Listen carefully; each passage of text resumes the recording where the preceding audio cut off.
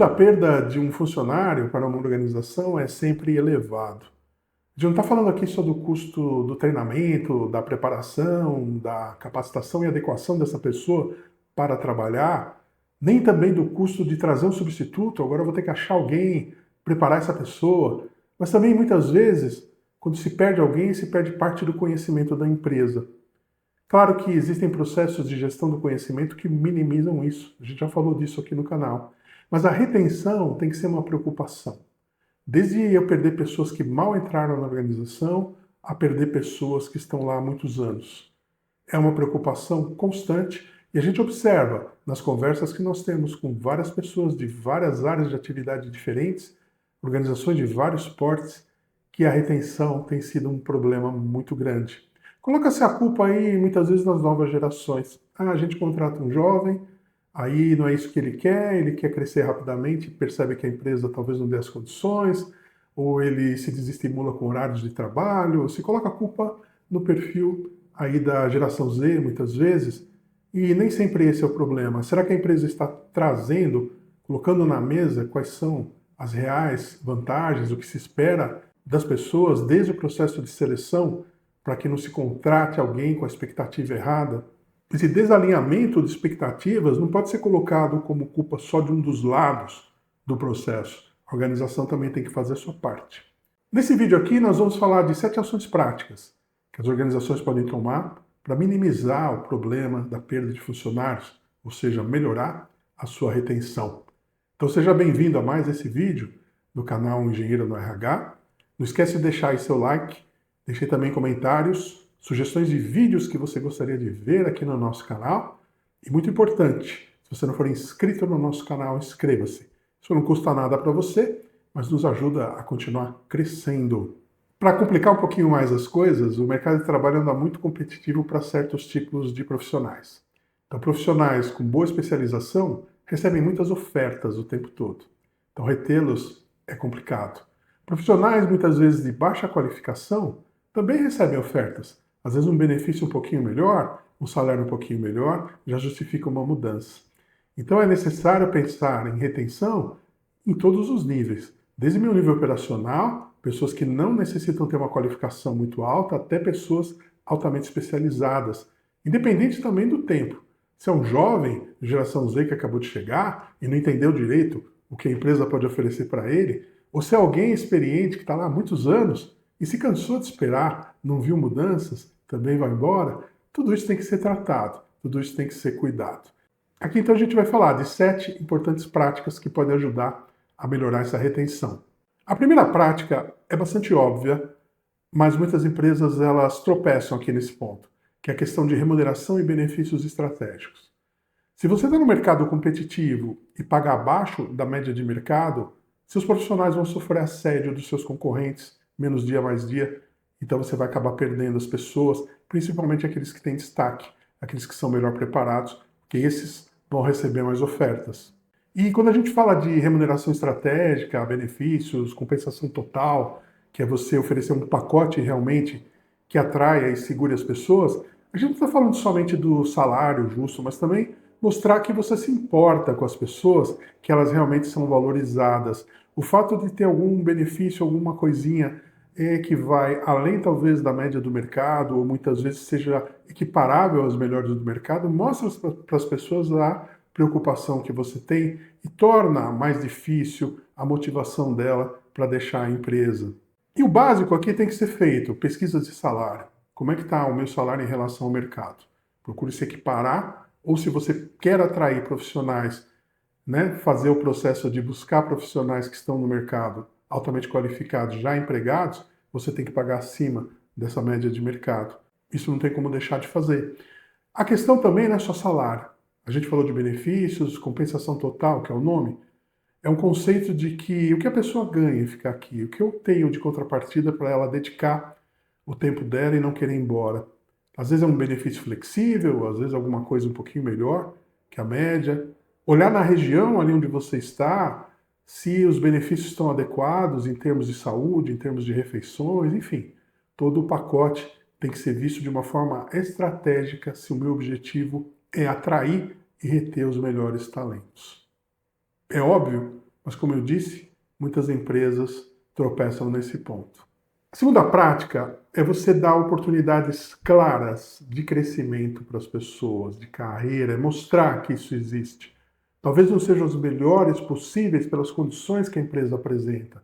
Às vezes você tem uma estrutura que não comporta a promoção de muita gente, mas você pode pensar em outros meios de valorizar essas pessoas, movimentações laterais, criar mais faixas intermediárias de remuneração, de forma que a pessoa sinta uma progressão, embora ela não mude necessariamente de posto, mas ela seja reconhecida pelo esforço dela ao longo do tempo e, mais importante, não só o tempo, mas meritocracia. As pessoas sejam reconhecidas por aquilo que elas fazem bem, que elas tenham oportunidade de fazer o que ela faz bem e seja reconhecida por isso.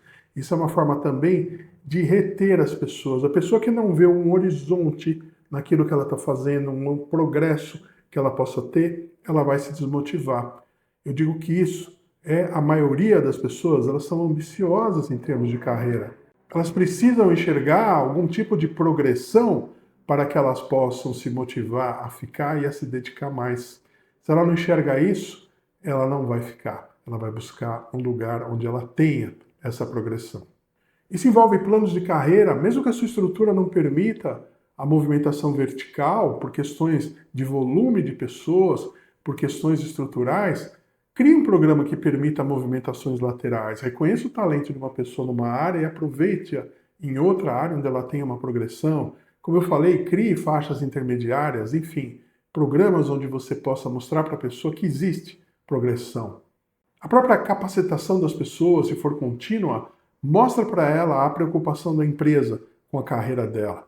Ela se sente valorizada quando ela aprende alguma coisa nova e ela sabe que ela vai usar isso, seja nessa empresa, seja em outra. O importante é que ela está se sentindo valorizada. Terceiro ponto é a liderança. Aqui, um ponto importantíssimo. Se fala muito aí que as pessoas deixam as empresas não por causa de empresas ruins, mas por causa de lideranças ruins. E é verdade. A imagem que a pessoa tem da empresa é a imagem dos líderes dela. Se esses líderes não inspiram essas pessoas, se esses líderes cobram de forma errada, se esses líderes não reconhecem o progresso dessas pessoas, se esses líderes não valorizam essas pessoas, se eles não são empáticos, se eles não mostram o cuidado, se eles não mostram a preocupação com as pessoas, isso faz com que elas enxerguem toda a organização como uma organização ruim que não vai dar espaço para ela. Então, talvez o fator mais crítico na retenção de talentos seja a liderança. A liderança tem que ser preparada. Preparada para valorizar as pessoas que estão trabalhando bem. Valorizar aquelas que têm potencial de crescimento. Como eu falei, muitas vezes a estrutura da empresa não permite muita flexibilidade, não permite muita criatividade, mas pode permitir ali, pelo menos, que a pessoa se sinta valorizada, que se reconheça de forma que ela entenda: bom, eu estou sendo reconhecido, quando tiver oportunidade, eu vou ter o meu espaço de carreira. Só isso já muda totalmente a relação da pessoa com a empresa que ela está. No meio aí do assunto eu falei de líderes mais humanos, né? O líder mais humano é aquele que dá o feedback constante, que ele reconhece as vitórias das pessoas, reconhece o trabalho bem feito e gera um clima de confiança e apoia as pessoas sempre que necessário. Você cuidando da liderança, desse papel da liderança, isso aí é um fator que vai melhorar muito a retenção na sua organização. Bom, o quarto ponto aqui, a quarta prática, é o reconhecimento, que está muito ligado a tudo que a gente já falou, uma cultura realmente de reconhecimento. Eu estou valorizando as pessoas na organização, aquele que trabalha bem e aquele que trabalha mal, tem aí alguma distinção? O que trabalha bem eu reconheço, o que trabalha mal eu oriento e ajudo para que ele se desenvolva.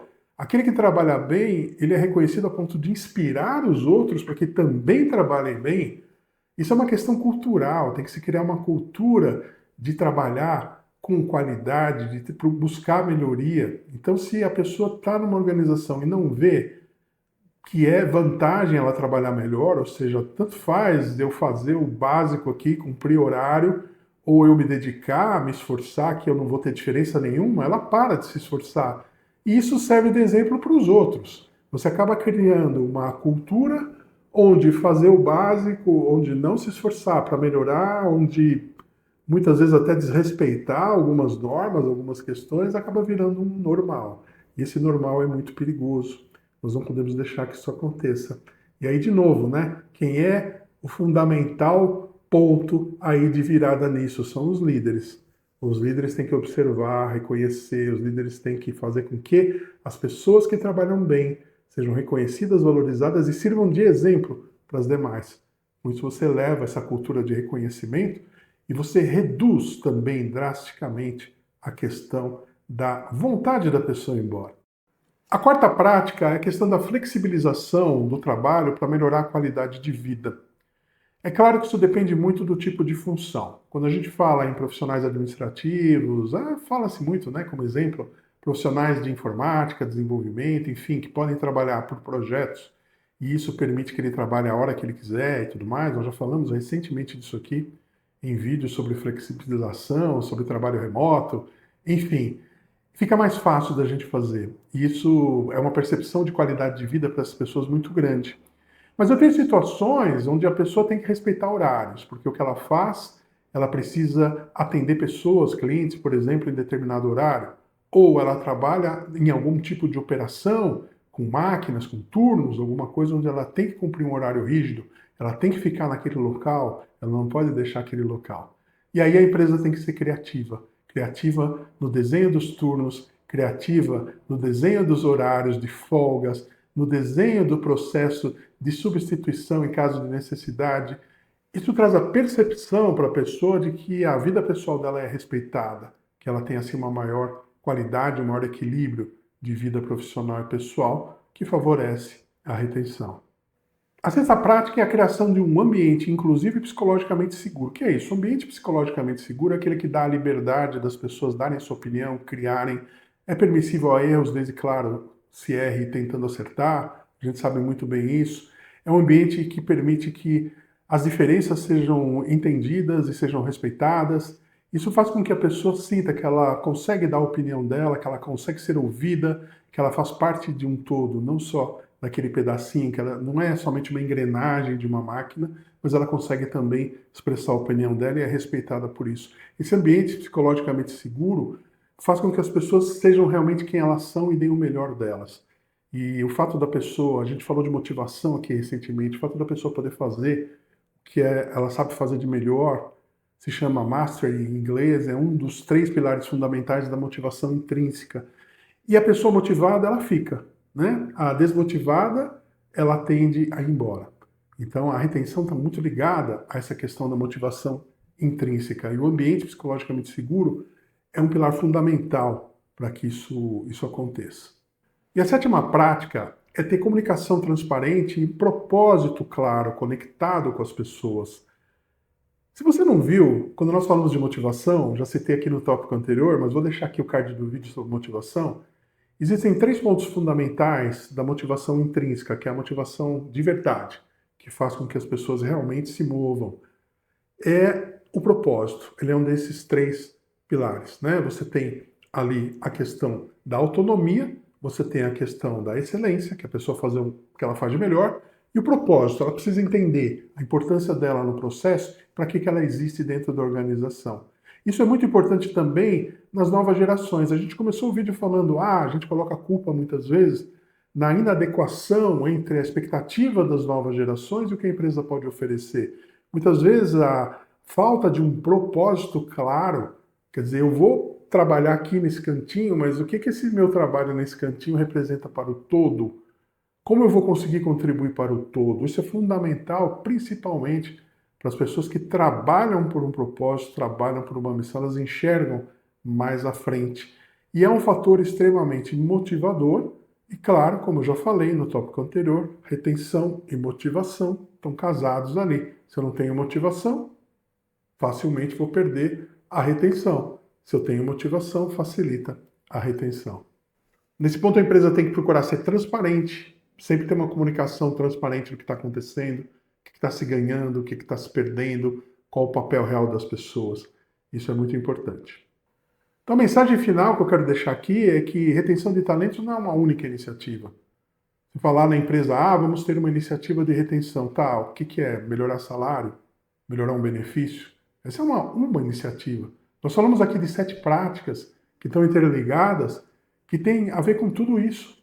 É o reconhecimento das pessoas seja por meio de salários e benefícios, perfeito, é o reconhecimento do trabalho delas, é mostrar para elas que elas têm possibilidade de crescer, é dar a elas condições de crescer com capacitações, preparo, é ouvir essas pessoas, demonstrar cuidado com essas pessoas, demonstrar que a empresa se preocupa com elas, dar um ambiente adequado onde ela possa fazer o melhor que ela pode, e ao mesmo tempo ela possa entender como ela contribui com o todo.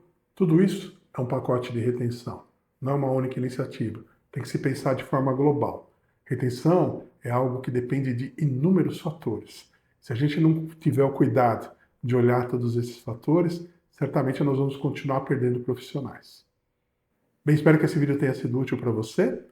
Não esquece de deixar seu like nesse vídeo, deixe comentários, deixe sugestões de temas que você gostaria de ver aqui no canal. E muito importante, se você não for inscrito no nosso canal, inscreva-se, porque isso nos ajuda a continuar crescendo. Muito obrigado e até um próximo vídeo.